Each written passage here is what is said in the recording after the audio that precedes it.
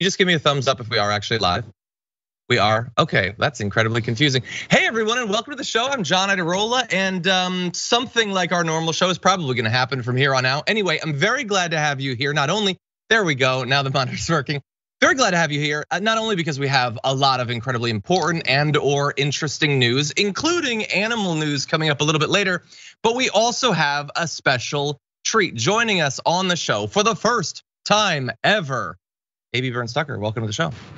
Hello, thank you for having me. Very excited to have you here. Fans of the network might have seen your appearance with J.R. Jackson yesterday on the watch list, but if they didn't see that, tell us a little bit about yourself and your work. Definitely. So boom. I am better known as I Am Legally Hype on the internet these days. You can find me on TikTok, Instagram, YouTube. I'm all around. I'm actually a law student, and I do commentary, legal and political commentary, but I do it with a little bit of flavor. So, we call it AAVE, or when I was growing up, we call it Ebonics, right? So I just put a little oomph on it when we give information. So that's a little bit about myself. Well, I'm even more excited for the show now, and I can't wait to see that. And I'm like mentally fast forwarding to some of our shows and imagining how you're gonna add that oomph to a few of these. Oh, geez, okay. Near the end of the first hour, I can see that really coming into play. So everyone, prepare yourself for that as we roll forward with the show. We do have a lot to talk about. In advance of all that, dear audience, please hit the like button and share the stream so that people know we're live. And if you want to send us any comments, tweets, or super chats, either to myself or to AB, we'll respond as we go. Oh, also, early heads up that although I haven't been hyping it throughout this week, today is our monthly members hangout. So to you tier 3 members over on YouTube, we're gonna be hanging out about a half an hour after the close of our show. So everyone prepare for that as well. But with all that said, AB, are you ready to start the show?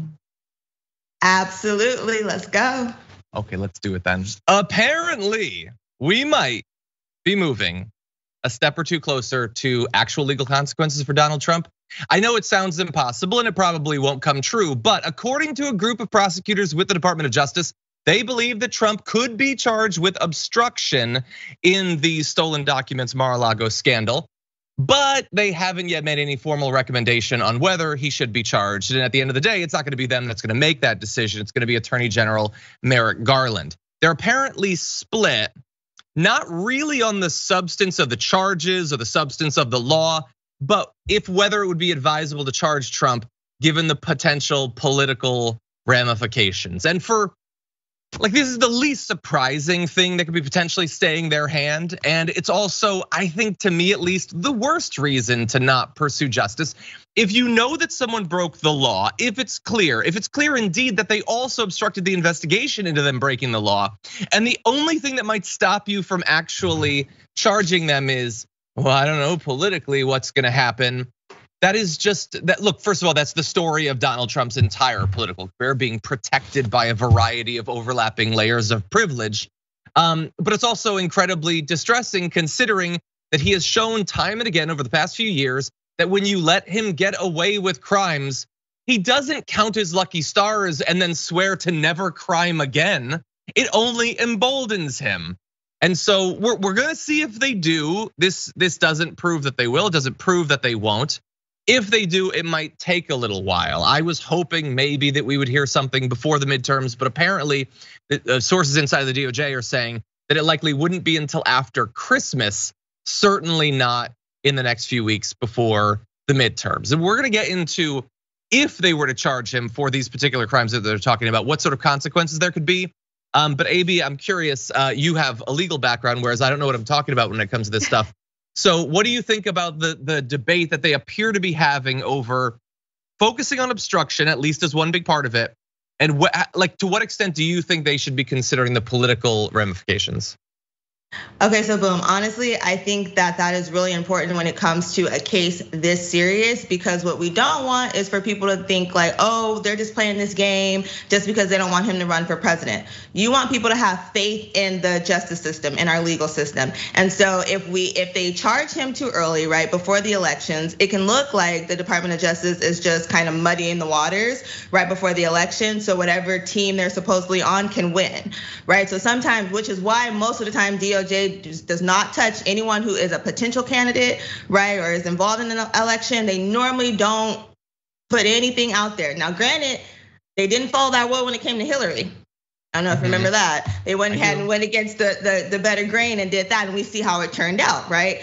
So I don't know if they've learned their lesson from that case, but I think it's good to hold out. The only issue with that on the other side is like, if it was anybody else, would you do the same thing?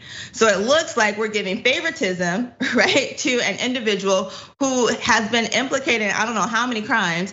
All his friends, partners, you know what I'm saying, the person who washed his car, whoever make his potato salad, they didn't caught charges already, had to plead and all kind of stuff. So now it looks like, okay, but if you're the big dog causing all the issues, how come we're not prosecuting you? Yeah. So it can go either way. Yeah, I get that. And I think that a lot of what you just said is definitely on their mind. It is frustrating to me for a variety of different reasons. I mean, as you pointed out, he's not a sitting politician. He's not a candidate for office right now. He hasn't been a candidate for office for more than a year and a half. How much of a buffer are we supposed to provide for him? And by the way, you might have seen over the past couple of weeks, Fox talking about how hot they are for some sort of investigation into Hunter Biden. They just did a mock trial. Notably close to an election, mind you. Weird, it almost seems political. They were looking at Nancy Pelosi's husband, apparently for good cause, but it was also kind of close to an election. Weird that they would do that. They don't actually mean this. They don't want it to be investigated literally ever. If they do it in December or January, you can make up a month. It doesn't matter, they're gonna have a problem with it. And by the way, like it's convenient for them to now turn around and say, you can't charge him right now when he was delaying the investigation into this document scandal for a very long time. They would have loved to have gotten those documents back right after inauguration, or preferably have him not steal them at all. He kept delaying it, and then he wanted the special master, and that delayed it even more. And so at what point do we just have to say, if this is suspiciously close to the election, it's your fault, dude. Like you're the one who is asking for this.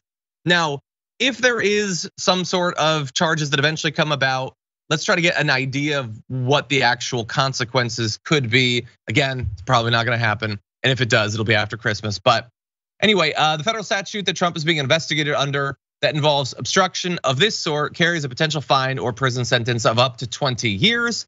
However, it would be super weird if they only charged him with obstruction, assuming they do charge him with obstruction. There's obviously some sort of underlying crime. Those sorts of crimes could carry fines, prison sentences of an additional 3 to 10 years. I find it inconceivable that we will ever live in a reality where he's going to be sentenced to 30 years in prison, AB, but I don't know. I've been beaten down by the daily flood of the news. Do you have any hope? I do not see him getting nowhere near 30 years in prison, right? Honestly, when you're risking putting a former president in prison who has the power to get people to act up however he wants them to just by using their words, right? Yeah. So that's a dangerous position that you're putting him in right there. As much as most of us believe it's time for you to do some jail time, right? You do the crime, go ahead and do your time. It's very unlikely, especially in the heat with the DOJ right now, when you got the Republican Party talking about cancel them, right? We need to, they're hurting us. The same treatment we've been getting for years. I'm gonna just put it out there like that. But yeah, I don't see him going to prison for that long. He might get a slap on the wrist. But honestly, I think all of it comes down to, we don't want you to run this country ever again. We don't care if you go to jail, just stay away from the White House. Stay away from politics, period. I just wish I could get all of these annoying rich guys to just buy an island and go there, or Mars if you prefer. Well, they did that with Jeffrey Epstein, and then you see what happened. True. So we probably don't want them to do that anymore. Yeah, I guess I should be careful what I wish for.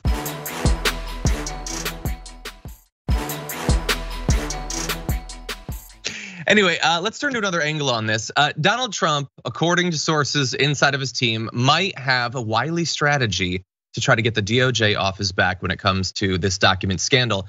They're apparently weighing whether they should allow federal agents to come back to Mar-a-Lago again and potentially conduct what they're calling a supervised search. In this case, I guess Trump or maybe the sons would be there or something, to satisfy the DOJ's demands that all sensitive government documents have been returned. And the sources are saying the general belief is that this is so much ado about nothing, and the sooner we get past it, the better. But they do point out, despite Donald Trump's like forward-facing confidence and like braggadocio, like he's pretending as if this doesn't bother him at all. They're saying he wants to move on. He's worn down. Getting one thing off his plate would help him move forward. And I haven't really thought too much about Trump's state of mind because I don't particularly care, and I hope that he's suffering a ton every single day. But like I think about how deeply exhausted I am by the news every day. And then you look at Donald Trump, how tired must he be at all times? So I'm sure he is pretty worn down. But AB, the idea that he could just have the feds come back again, they get into the secret, the double secret closet, I guess, or the crawl space, wherever he's hiding the last few documents, and then everything's cool.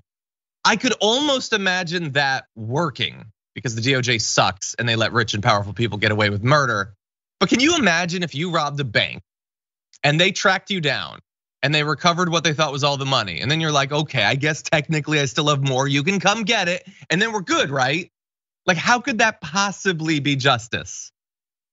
It's not justice, right? But that's why they say that MAGA stands for Make Attorneys Get Attorneys now. Because what you did is that you said that you gave everything back. And you even had Fox News out here saying the same thing. Oh, he gave all the documents back. Why y'all running up in his house bothering him? Why you starting this whole show? They made it seem like it was set it off in front of Mar-a-Lago, right?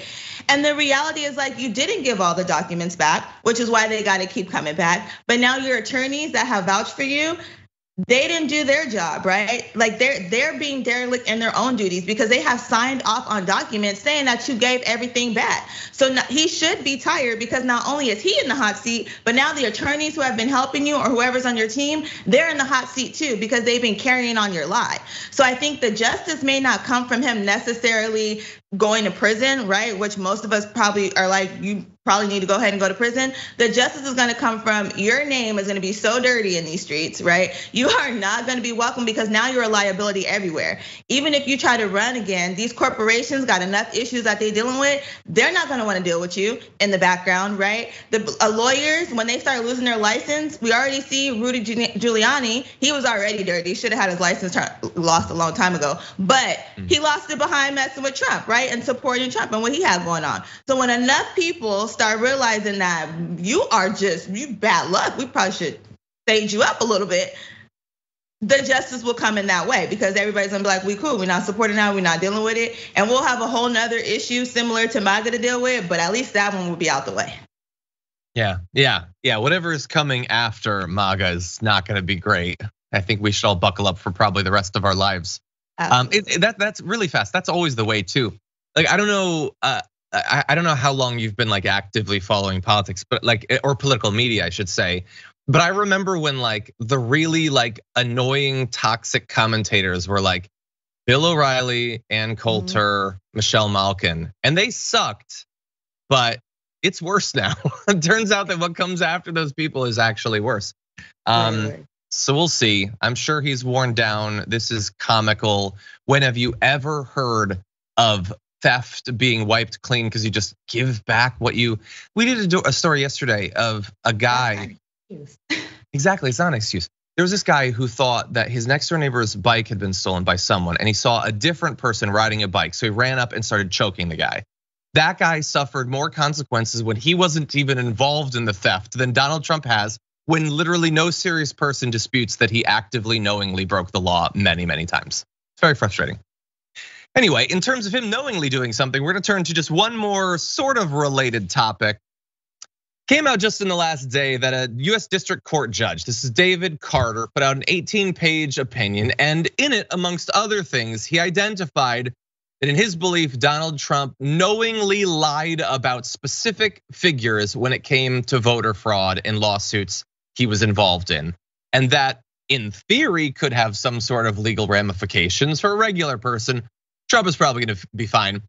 David O'Carter says the emails show that President Trump knew that the specific numbers of voter fraud were wrong, but continued to tout those numbers both in court and to the public. And the reason that the way that they know that he knew it was wrong was these are emails coming from John Eastman. And John Eastman had been advising them to stop using these numbers because they knew they were wrong. They used him again in more court cases. Trump signed off saying that he believed all this be true. So there's a very robust paper trail. Despite that, we want to be fair. Donald Trump did respond. He bleated on Truth Social about this, saying, "Who's this Clinton-appointed judge in quotation marks, David Carter, who keeps saying and sending to all very nasty, wrong, and ill-informed statements about me on rulings or a case, whatever, currently going on in California that I know nothing about, nor am I represented. With that being said, please explain to this partisan hack that the presidential election of 2020 was rigged and stolen. Also, he shouldn't be making statements about me until he understands the facts, which he doesn't," which is almost like a perfect response, because he is responding to a clear paper trail demonstrating that he was told that numbers he was using were false, and then he decided to keep using them anyway. So why wouldn't he say that the judge pointing out that that's wrong doesn't understand the facts? Again, like, I guess there's a lot of articles about this development over the past day. New York Times is a write-up, lots of places have write-ups. And I kept looking at more and more, and the reason I did that was I kept looking for, so what's the consequence for doing this? And there was really nothing about it. Like, I guess you can just lie. I guess that's just fine. Sworn statements, just lying about numbers that form the basis of voter fraud lawsuits that you're filing in multiple courts. I guess you could just get away with that, AB. I don't know, you're the trained lawyer. Does that track with your experience? Law student. Sorry. I'm graduate till May. Well, you think so, right? I'm gonna round up, you're close. I'm this close, right? When you think about the president, right? We give them a pass on certain things because we're like, oh, we want them to be able to do their job, right? But this is the thing, we can say that the election was rigged, right? Because it was rigged against the people who were legally eligible to vote, who a lot of Republican legislators made it hard for them to vote or impossible for them to vote, right? That's what was rigged. It was rigged by Trump when he told his supporters not to mail in their mail-in ballots. You stole the election from Biden, if you ask me, because you told your people not to vote. You told them, oh, don't use the mail-in ballots, right? So the only numbers we see are the numbers where people were suppressed from being allowed to vote, legally eligible to vote and not doing it. And then you telling your own people like, no, don't mail in your ballots. And so they didn't. And so you rigged it yourself if you want to make that argument. On the other hand, there is no legal consequence, right? Because we don't really have the same voter protections that we had years ago, right? Before 2013, we'll say. So those things are kind of, pushed to the wayside a little bit. And so he may not get consequences for lying. But it's this particular lie on top of the other lies and stealing the documents that may all come together in one crime, right? Because now you're seeing intent and now you're seeing the actions behind the intent. So that could lead to him being charged with something else and being found guilty of something else, but it just won't be this particular lie. That lie is just gonna add to the other group of issues he got. I'm really glad that you're reminding me about their messaging around the mail-in ballots, because of course it isn't just that they're against it as a policy, but yeah, you're right. They were actively inspiring their voters to not take part and to say that the election is gonna be fraudulent and that their vote isn't gonna count. Madness. And then they weren't happy to just do that in the 2020 presidential election. Then with the fate of the Senate, like in the balance, they told people that they wouldn't be able to trust the Georgia election either. In advance of it, they told them not to vote, and they were close. They were close elections. Massive idiots. It's like when they told their fans for a year and a half, COVID's not real. You shouldn't do anything about it. And then like when we passed 1 million people dead, they were like, isn't this so bad that Biden has failed on COVID? Like, can you take these things seriously and then you won't have to complain about them later on? Anyway, we'll see what ends up happening with this. Often we will end stories like this saying that we're gonna be keeping track of it and letting you know. But honestly, at this point, there's just too many legal challenges to Trump. I'm not gonna. Somebody out there, could you take care of this one and let me know, and then we'll get back to you about it. Anyway, with that said, we've got a break coming up. Give me a quick indication. Are we going to a social break, Ashley? Or are we gonna fully break? Fully break. Social break. Okay, smooth show, everyone. Thanks for sticking with us. We'll be back in just a few.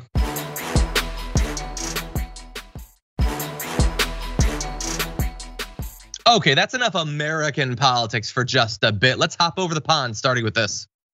Mr. Speaker, I am a fighter and not a quitter. I am resigning as leader. I mean, that is awesome. Come on. Great job by the recount there. That is a bold statement to make less than 24 hours before you pack your bags and head on down that old dusty trail. Anyway, Liz Truss is out.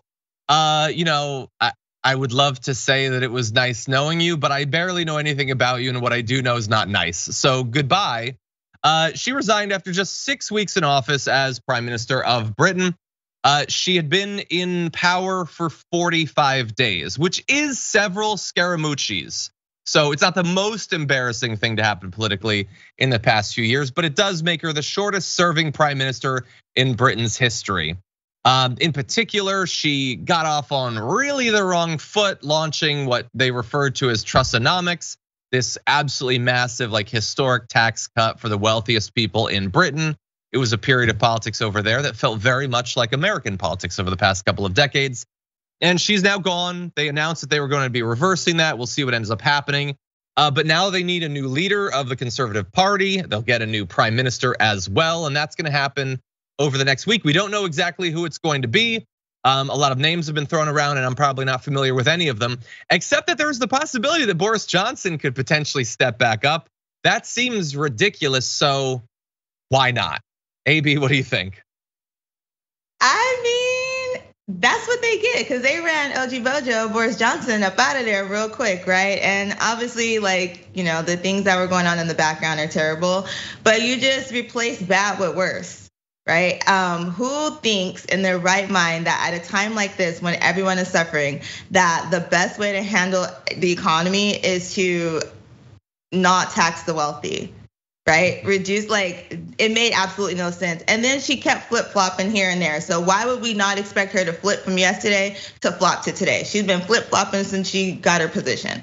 So she did exactly what when someone shows you who they are, you should believe them. And so we should believe that she's a flip-flopper. Yeah, well, look, to answer your question about who would think that the solution to all of their economic problems was to reduce taxes on the wealthy, every Republican in America, and some Democrats as well. It's ridiculous, but it's my favorite sort of thing in politics, where you propose a solution to a problem that has absolutely no chance of addressing it, but you don't care because you're not trying to solve that problem. Like, at the end of the day, you're supposed to pretend that you're trying to solve that problem. You're trying to solve a different problem. Liz Truss was not trying to solve Britain's economic problems by lowering taxes on the wealthy. She was trying to solve the problem of taxes being too high in the views of the wealthy. Like, they don't like being taxed, and they'd love for it to stop. And so to bring this back to America very briefly, I don't know what the state of the American economy is going to be in late 2023, early 2024. But I do know that whether the economy is booming or whether we're in a recession, whoever runs on the Republican side for president is going to be proposing tax cuts for the wealthy as a solution to the problem, or something we can afford to do because the economy is doing well. I don't know what the justification is going to be, but that's definitely what's going to be on offer.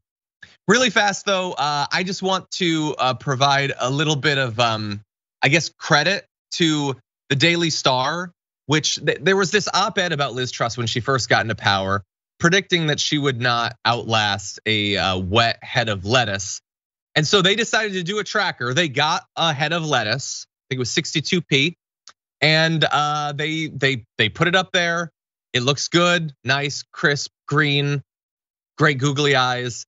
And indeed, the lettuce did outlast Liz Truss. I don't know if they were like moistening it to keep it fresh, but it lasted. There was a little video, and you can watch it online. And I think it has some fast-paced music. It's very fun.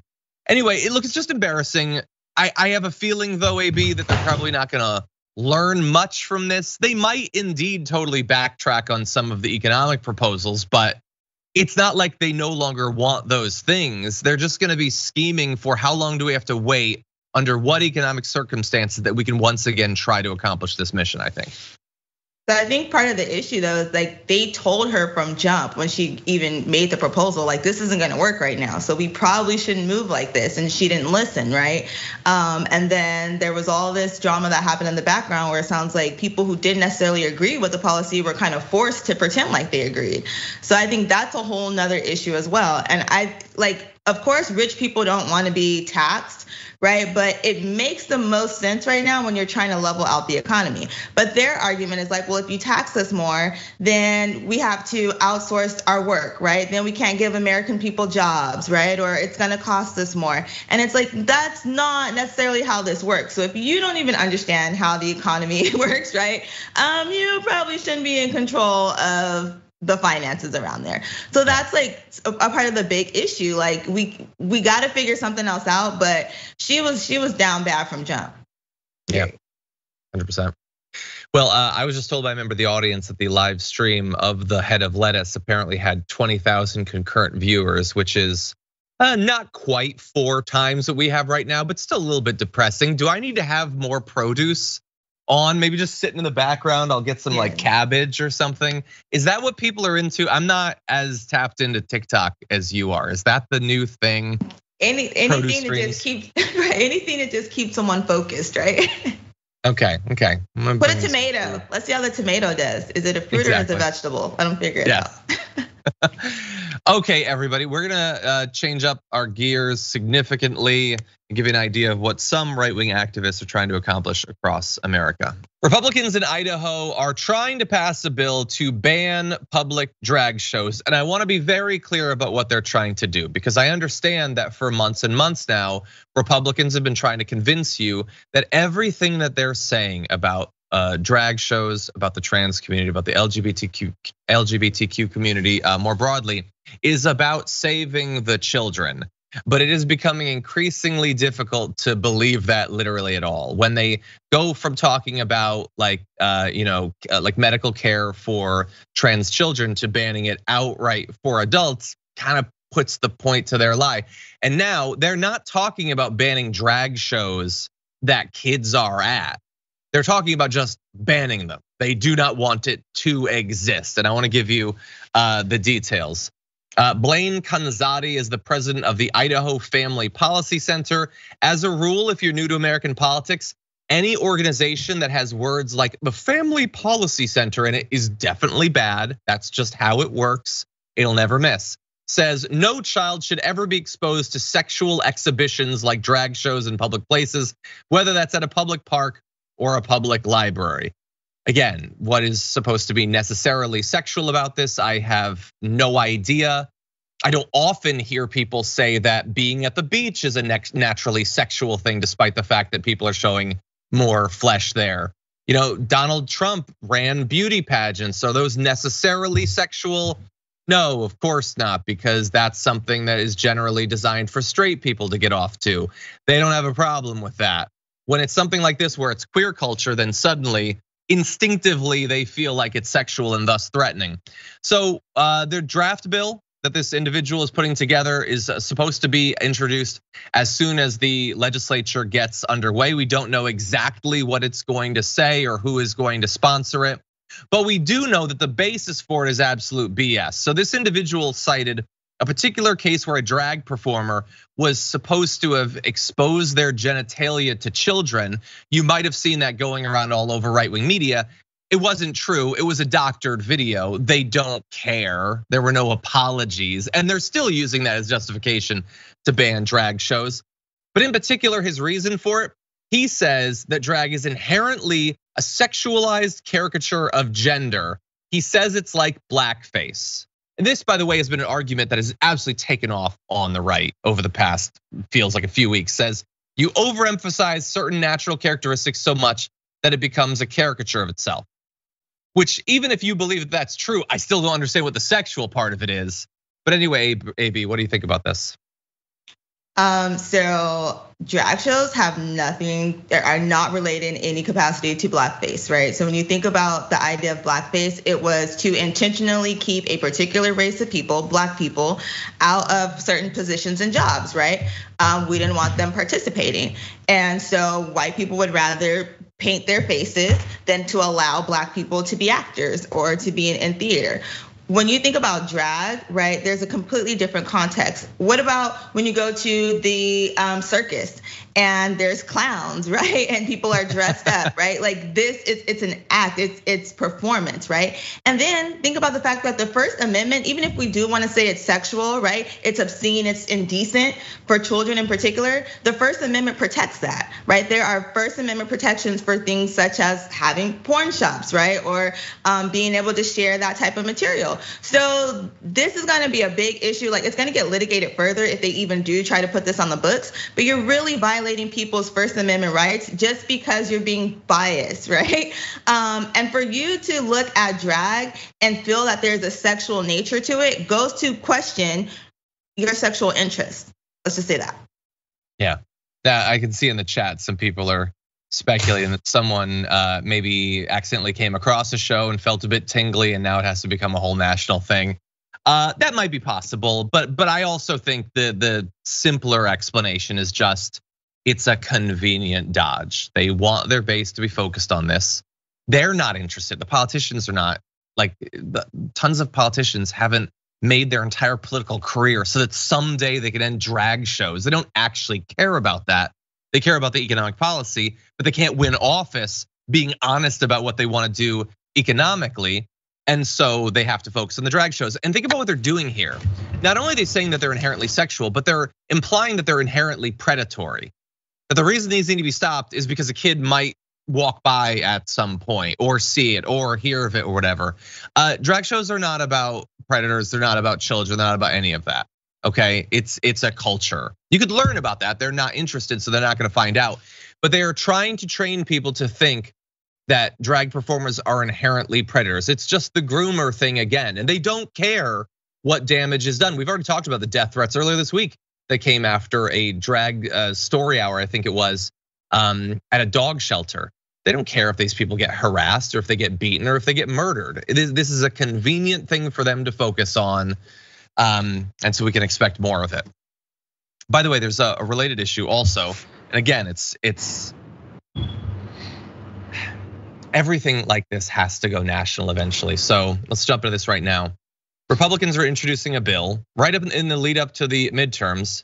It's effectively very similar to the Don't Say Gay bill of Florida, but they want to do it nationally. They want it to be a full national policy. Representative Mike Johnson of Louisiana, 32 other members of Republican members of Congress earlier this week introduced the Stop the Sexualization of Children Act of 2022, which would prohibit the use of federal funds to develop, implement, facilitate, or fund any sexually oriented program, event, or literature for children under the age of 10 and for other purposes. So what is sexually oriented material?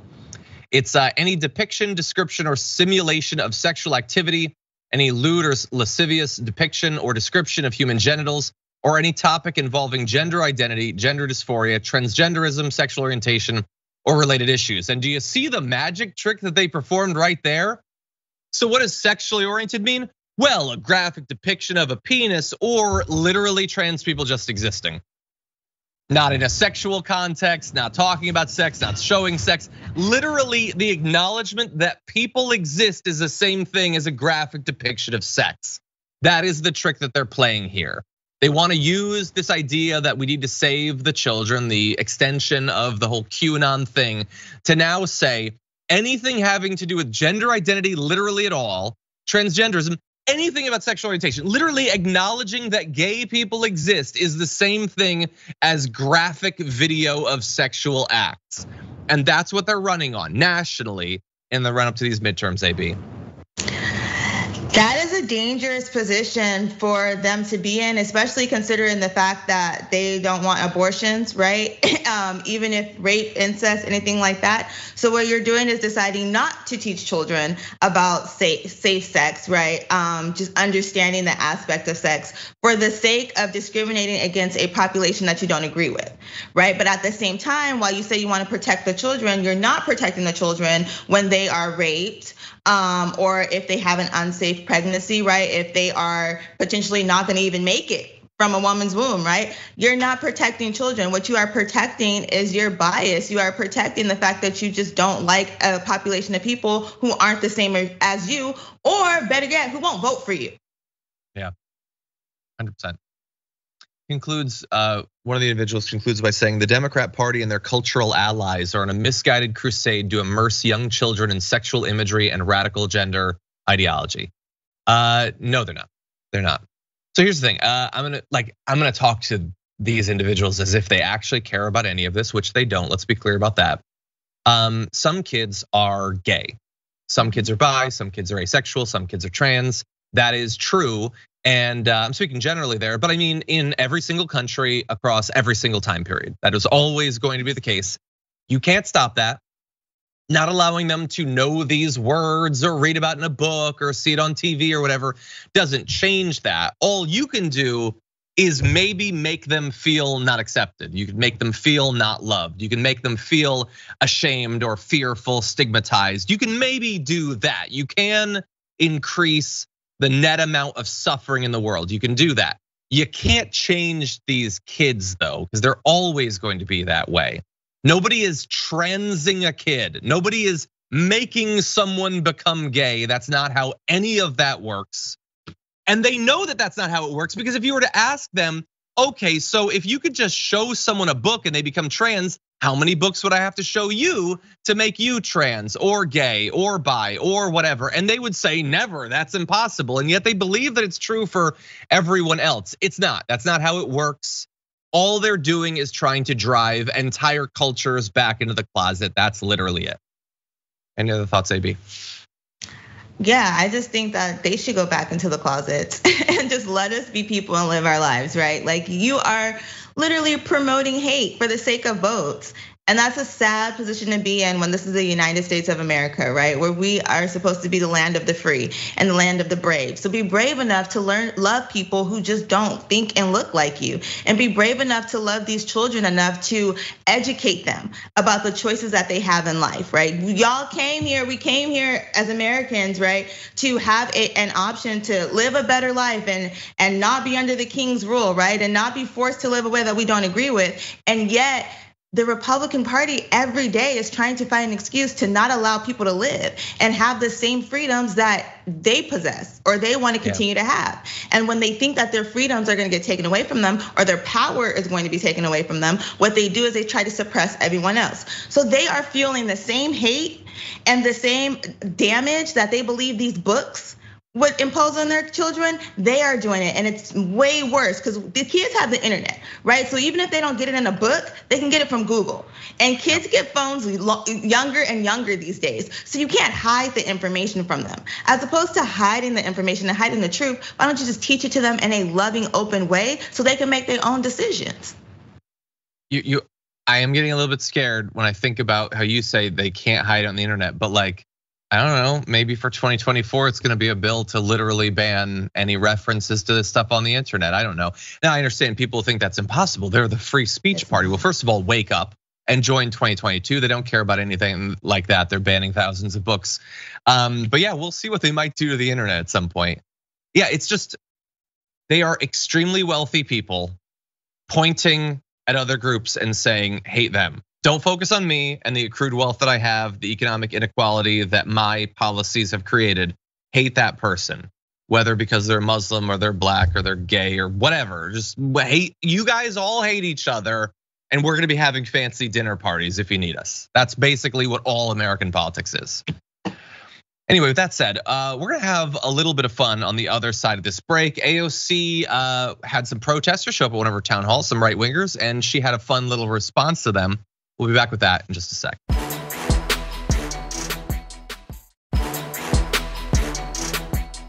Okay, everybody, let's have perhaps a little bit of fun. Representative Alexandria Ocasio-Cortez was having a town hall, and some conservative protesters showed up and decided to shout over her and her constituents for about 20 minutes. And she responded in a way that was, yes, condescending, but also kind of fun. Take a look.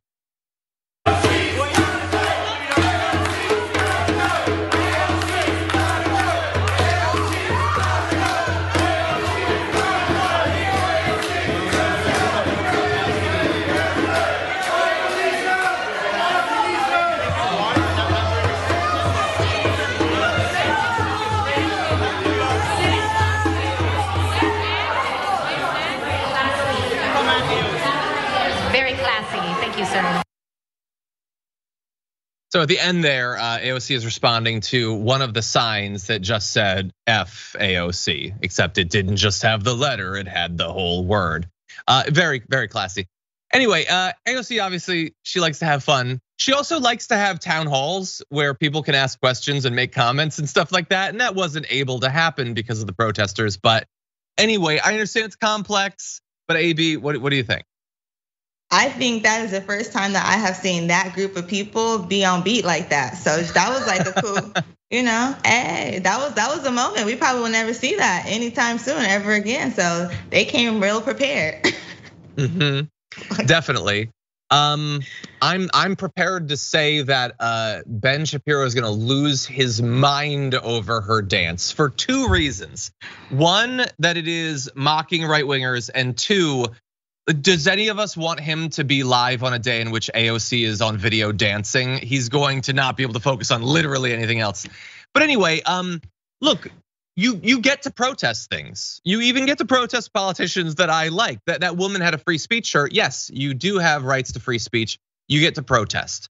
But I would also make the case, at a certain point, don't the other people in the room have a right to free speech? Like, they came for an event and the event can't happen. You guys are yelling and playing your music so that no one else can say anything. And so for how long do you get to bang the drums and make noises? Like, you get to do it, you get to show up.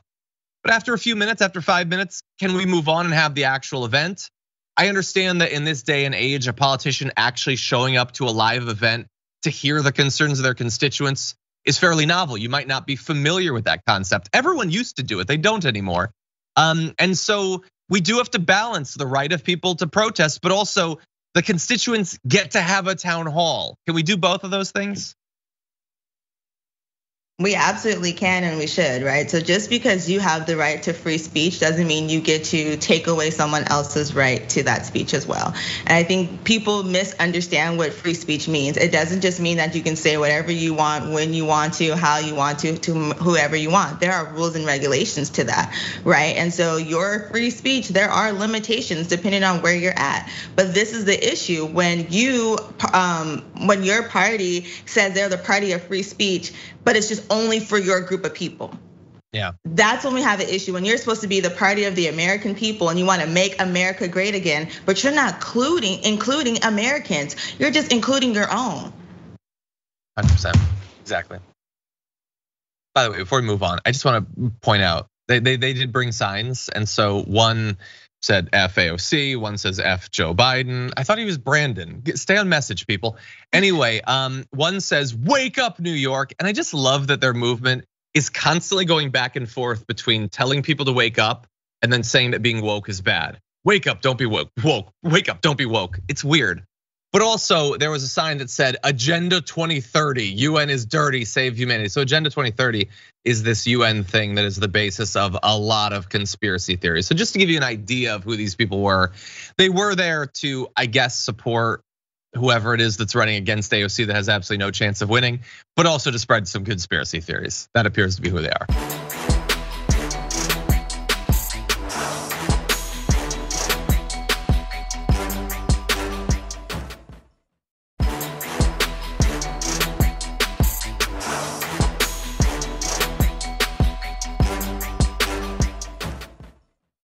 Anyway, with that said, we've got one more topic to close out our hour. Whenever we're ready, why don't we jump in this next video? I'm a true believer that if MLK, Reverend Martin Luther King Jr. were alive today, if JFK were alive today, if our founding fathers were alive today, they would be America First Republicans. I really believe that. Okay, so that's Kari Lake. Also notably campaigning with her, Tulsi Gabbard, independent thinker who seems to love Kari Lake, who rejects the results of the 2020 election and is like one of the most Trump-aligned candidates running in this entire cycle. So just bear that in mind. But anyway, her theory there is that every historic figure, I guess, would not only be a Republican, but would be an active supporter of Donald J. Trump. And in particular, Martin Luther King Jr. would just love Donald Trump and his movement, his white supremacist, hateful, give every resource our country has ever produced to the rich movement. I guess I haven't really studied MLK in like an academic context, so I guess I can't say whether that's consistent with his ideology. AB, what do you think? That is not consistent with his ideology, right? When Martin Luther, and this is, I suspected as much. This is the funny part with y'all MAGA Republicans, right? Is because you assume when you say American first, again, you keep out a group of Americans that you don't like. When it comes to America first, it doesn't just mean white Americans, affluent white Americans, affluent white men, right? You have to include all Americans who are now citizens, right? So let's be real. Like black people is the only people on this earth that's actually legally free, right? Legally Americans. Like there's more than just white people that are Americans. And so what you are saying is that Dr. Martin Luther King's theory that everyone should be created equal, that everyone should have equal rights, that everyone should be able to vote, right? That everyone should have access to healthcare, and that we should love one another would be in alignment with your ideology that we should keep people out from voting. We shouldn't allow immigrants to come into our country, right? We shouldn't tax the wealthy to make it fair for other people. We shouldn't make education accessible to other people. We shouldn't teach about other people's gender preferences. We shouldn't teach about other people's sexual orientations, right? That is not in alignment with his theory at all. You guys choose to keep people out of this group and out of American politics and out of American life, and then at the same time want to gaslight us and be like, no, but we're making America first. No, you are making America convenient for you. Yeah, you're making yourself first in America, basically. You're gonna have to swap those words around, and then it's accurate. Look, it's probably pointless to try to get right wingers to understand, let alone actively research what MLK thought about foreign policy, what he had to say about Vietnam or something like that, or what he thought about economic policy and how central to his ideology, the quest for actual equality, not just in society and culture, but specifically economic equality, freedom and opportunity was to his ideology. Since we can't even get them to accept what he thinks about race explicitly, they don't understand even that. So there's no chance on the economic stuff. But the idea that he would be a fan of the MAGA movement is just ridiculous. I have no idea where he would align right now. My gut says he wouldn't much like either of the two parties, but the idea that everyone would be a fan of you just doesn't make any sense. But anyway, that's our thoughts. Bernice King actually weighed in on Twitter saying, what you share here is false and dismissive of Daddy's seminal work and beliefs, including ending and preventing voter suppression, treating all, including immigrants, with dignity. I invite you to study my father via the kingcenterinstitute.org. I'm gonna guess that she's not gonna take Bernice King up on that offer, especially because she untagged herself from that tweet. But why are you untagging yourself from the tweet? I mean, from your view, Bernice King is wrong, and you can do that research, and it will only demonstrate how right you were when you said that he would support the MAGA movement. It seems like you don't actually care about what he thought. You only care to claim him for convenient political purposes. That's what it seems like. Anyway, by the way, and Tulsi Gabbard just sitting there and nodding along and smiling at that. What are you doing? What are you doing, Tulsi? Like, I get that her thing is that she's crafted over the last few years that she's supposed to be like an independent thinker or whatever. How many MAGA candidates can you endorse before that no longer makes much sense anymore? And not just Kari Lake, but Blake Masters. How can you go from tweeting about how we need to stand against the elitists and all that, and then go and campaign for Blake Masters, who was crafted in a lab by Peter Thiel to advance the interests of the wealthiest people that have ever lived on the face of this earth? Seriously? Okay. I'm not in charge of your career, you are, but this is the road you're taking. Seems like a difficult one. Anyway, with that said, that's gonna be it for the first hour of our show. Let me get a little, okay, we got 30 seconds. Thank you to everybody who might've been watching on the linear platforms or listening on the podcast. We always appreciate that. And if you are listening to the podcast, you can head over to Apple Podcasts to rate and review us. It's very helpful. For those of you listening and watching on other platforms though, we do have a lot more to talk about in the aftermath, including updates on what's going on with El Nasr Kabi over in Iran, Charlie Kirk's thoughts on the NHL and animal news. So you're not gonna wanna miss it. We're gonna be back in just a few. We'll see you then.